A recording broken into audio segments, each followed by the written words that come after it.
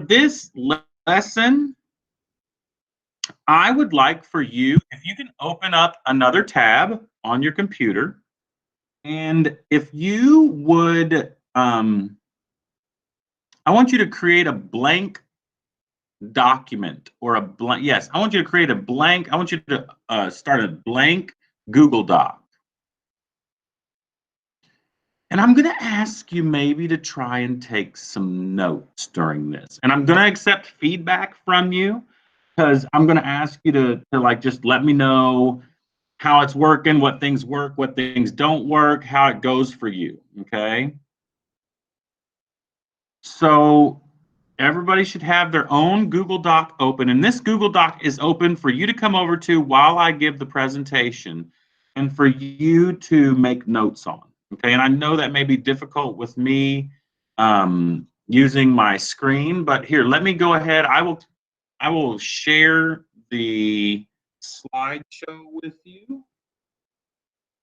There it is. That's the link to the slideshow, so you can open that, or I'm going to share my screen so you can see it as well. All right, I'm just going to go ahead and start this thing. And if you could try to take little notes, and I'll give you hints. I'll tell you where to take the notes, where I would take notes as I'm going through the presentation. So let me start by saying this has been the fastest I've ever gone through the Civil War. Usually we take a couple of months to go through the Civil War. We just don't have time to do that right now. So the first week we looked at the Civil War, we looked at the overview of what the Civil War was like. The South and the North fought against each other. We defined the term Civil War as a war when a country goes to war with itself. We know that the North was based on industry, which means they had a lot of factories, and the South their economy was based on agriculture, which is farming, and they had big plantations in the South. And then we learned last week about how they had lots and lots of slaves. We learned about slavery. We learned about Harriet Tubman. We talked about the Underground Railroad and how the Underground Railroad wasn't an actual underground railroad that people rode on to freedom. It was a system of stations, which were 10 to 20 miles apart, where slaves who had escaped from their masters could stop, rest, and then keep going all the way north so that they could gain their freedom there. Today we are going to pick up right where we left off. The Civil War. Actually, we're gonna scoot forward a little bit. So the Civil War ends. Sherman's March to the Sea happens. They pin the South against the Atlantic coast. They burn down Atlanta. So if you've ever been to Atlanta, you know how big that city is. In 1864 or 1865, I'm not sure which year, the entire city of Atlanta was burned to the ground.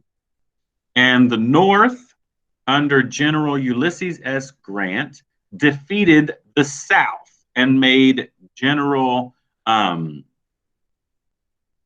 Robert E. Lee surrender.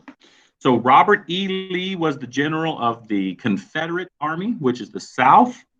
And then Ulysses S. Grant was the general of the Northern Army, which was called the Union. So shortly after all that, the South, I'm going to come over here to my slideshow now, because that's where we're going to kind of pick up for today's lesson.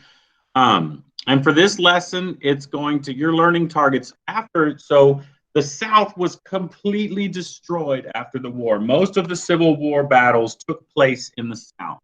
And as a result, lots of buildings were burned down. There were lots and lots of destruction in the South during the Civil War. So the time after the Civil War was called Reconstruction. And today we're going to talk about what Reconstruction is, and we're going to describe some major events that happened after the Civil War.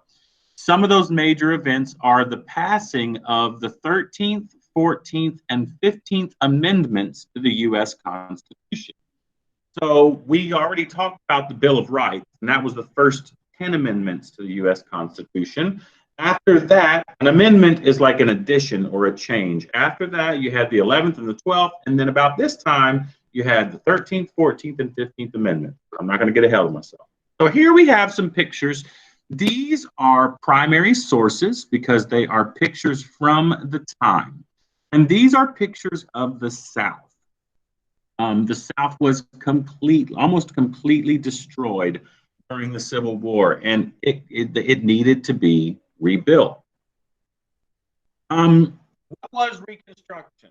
So it says much of the South was, and then you can fill that blank in with destroyed during the Civil War. And on my notes, I would write that. I mean, that would be part of my notes that I would write. Reconstruction, my title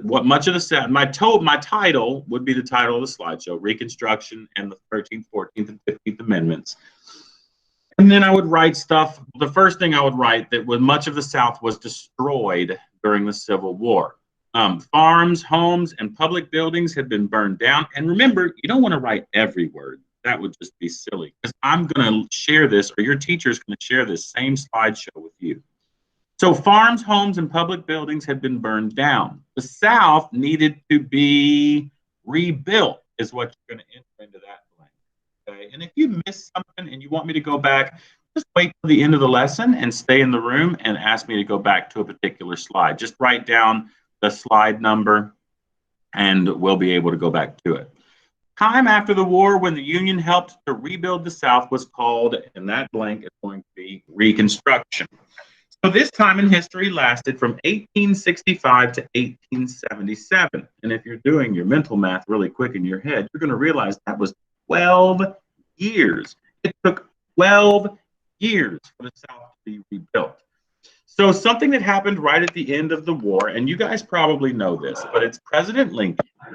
And then he was assassinated. So he had this vision to reunite the North with the South, okay? And he wanted it to be quick and peaceful, meaning he was willing to help the South in lots of ways without requiring the South to do certain things for him. But unfortunately, on April 15th, 1865, at Ford Theater, a man named John Wilkes Booth shot and killed Abraham Lincoln. This is what we call this type of murder an assassination, because Abraham Lincoln was the president of a country and he was killed by someone for his political views. So then Vice President Andrew Johnson became the new president, and he planned to continue with Reconstruction as Abraham Lincoln had planned. Let me put this out there. It was a lot harder to rebuild the South with Abraham Lincoln dead. And hopefully we can usually I do a whole lesson on the assassination of Abraham Lincoln, and I'm kind of sad that I don't get to do one, but I might make a video of myself telling that story, because I heard a really cool story about John Wilkes Booth. When he killed Lincoln, there was a nationwide manhunt for days afterward where people were trying to catch him. But ask me about that later. Goals of Reconstruction. Now, I would write this. I would write down the goals of Reconstruction were, and then I would write to reunite the South with the North. They wanted to reunite. They knew that a country couldn't have two separate countries on this continent like that. They had to reunite. And they also had to, that second blank down there, they had to rebuild the destroyed areas in the South. Homes, schools, farms, railroads, businesses, barber shops, horse depots, everything. And they also had to free, I don't know what goes in that last blank and protect the newly freed African Americans. I bet we can come back to that. So, Congress didn't like President Johnson because he was from the South. So we're just going to put that they didn't like him.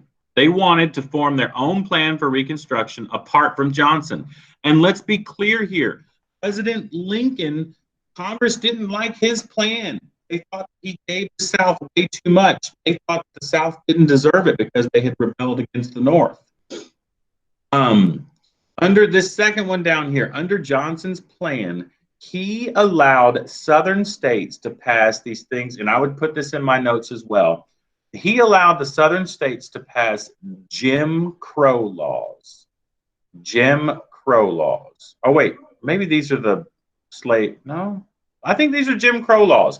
And these laws denied African American people the right to vote, denied them the right to own land or guns, and many more. Many Southerners blamed Congress for trying to change their way of life. So they were really bitter. People who lived in the South, I'm telling you, I travel down there every now and again, and 150 years later, now there are people who still fly the Confederate flag and still are angry for their ancestors by the way that they were treated after the Civil War. So the results of Reconstruction, and I'm sorry, I know this lesson is not extremely engaging, but I'm going to ask you to go back and do stuff later, and I am trying to keep to my time frame. So Congress and President Johnson disagreed on many things during the time of Reconstruction. They got really angry, and they tried to impeach him from office, and I think you've got some firsthand knowledge of that because our current president, Congress tried to impeach him. They were not successful, but they were able to accomplish the following things. They required southern states to change, that's what goes in that blank, and I would write this down too. Southern states were required to change their state constitutions to protect the rights of Black people.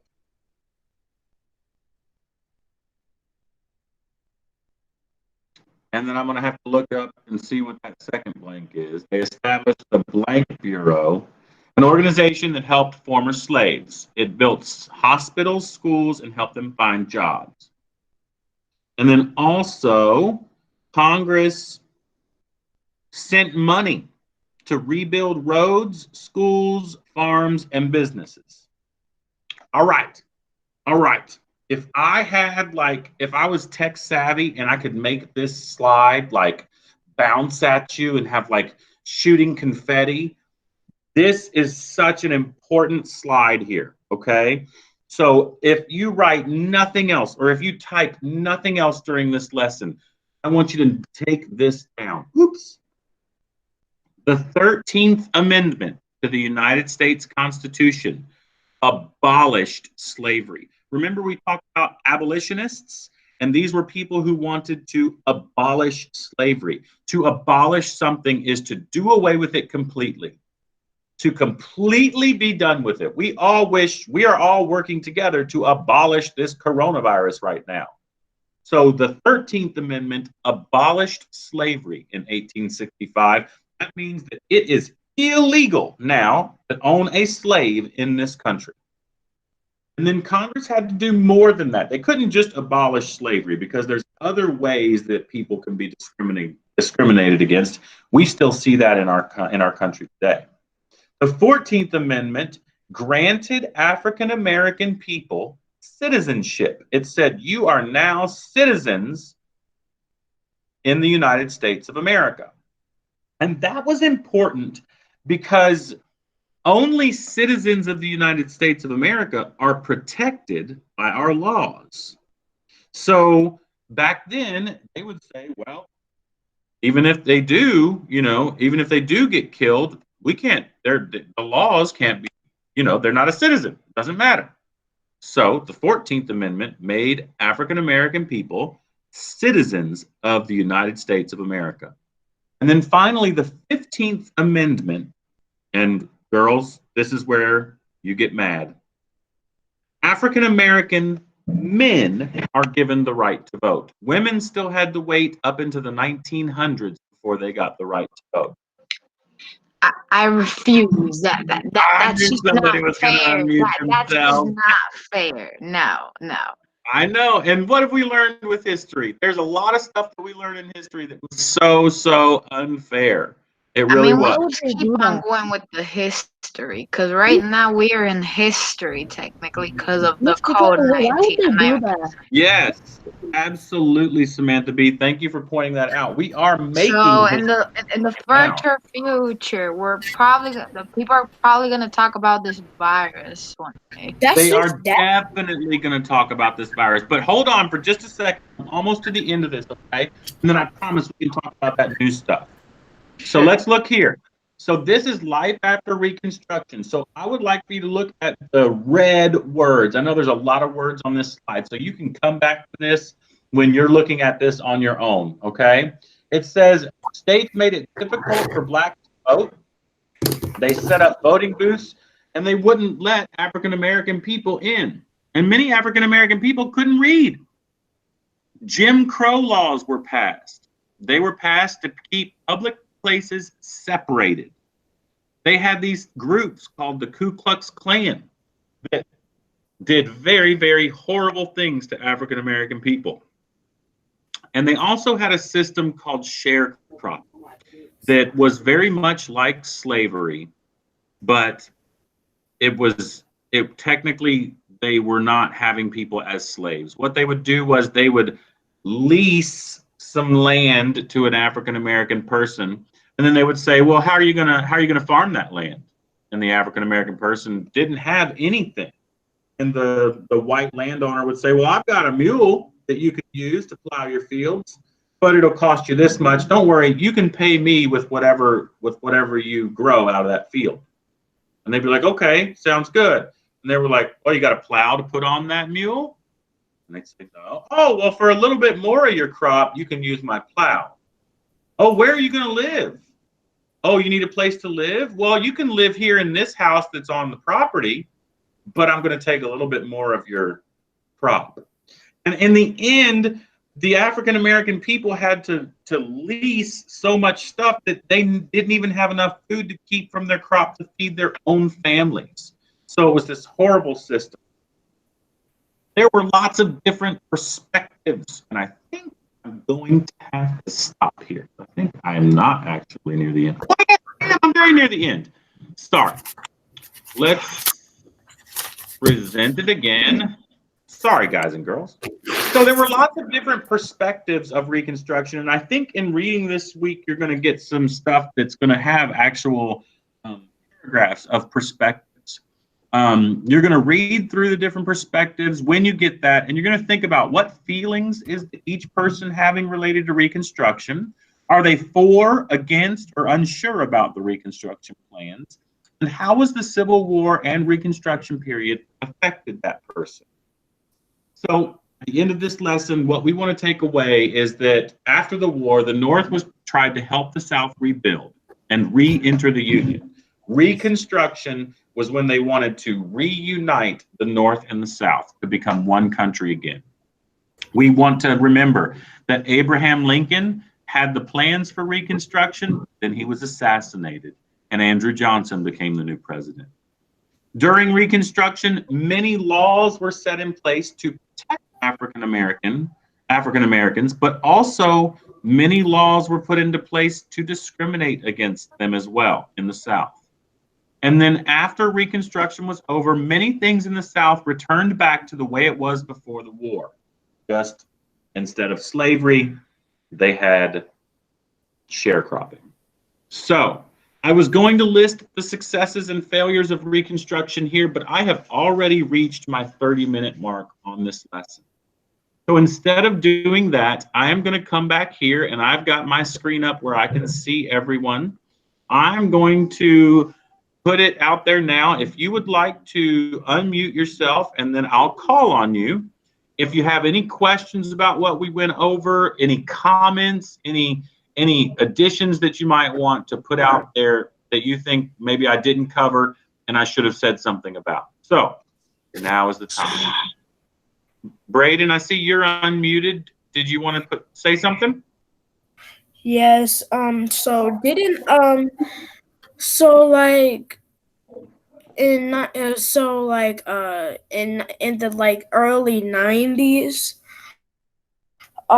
did the was there a law against hanging African Americans? So in the 60s, there was a Oh, lot of work done with the civil rights movement.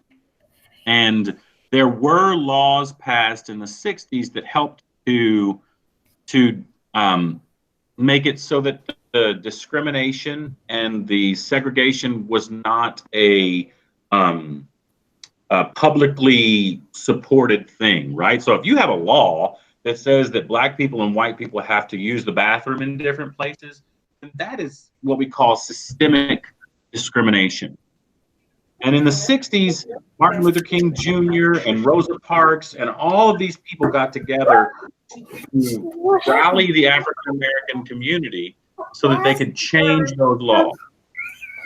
What happened? Well, I see Derek come into your frame, and I thought somebody was coming into mine. All right. So let's go. Braden, did that help to answer your question? Well, can you say that again? My mommy got scared. It's okay. It was in the 60s. You're talking about the civil rights movement, which we are going to learn about. I'm going to shift to that in the very near future. As we breeze through history as much as we can, because I think you guys like learning about the civil rights movement. So we will learn about that, but that was in the 60s grade. All right. Anybody else? Natalia, I saw you unmute your mic. Was that on accident? Yeah, it was on accident. Okay. Anybody else have any questions or comments about the lesson? All right. See, Maria, you have your microphone unmuted. So this is kind of a question. Okay. So why was Abraham Lincoln assassinated? That's a good question. So lots of people hated Abraham Lincoln, especially people who believed that slavery was okay. And there were a lot of people back in that time who believed that slavery was okay, and that not only was it okay, it was necessary in order for their economy to continue to function in the way that it functioned. You have to understand that back then the South was very, very rich. The South had a lot of money because farming was a very lucrative business. And let's face it, they had tons of slaves to do work for them for free. So basically what happened, John Wilkes Booth believed these things. He was part of the Confederacy, and he believed that Abraham Lincoln was evil. He believed that if he killed Abraham Lincoln, then he could help the Confederacy. And so he snuck into a private viewing booth that Abraham Lincoln was sitting in with his wife watching a play at Ford Theater. He walked up right behind the president and he shot him in the back of the head. Whoa. Yep. All right, Samantha B. Did that help, Maria? Yeah. Okay. Samantha B., you're unmuted. My question is, why did people in those time believe that slaves couldn't keep their families? Like if you were like a slave and you were a mom and you had your child, why would they take away your baby?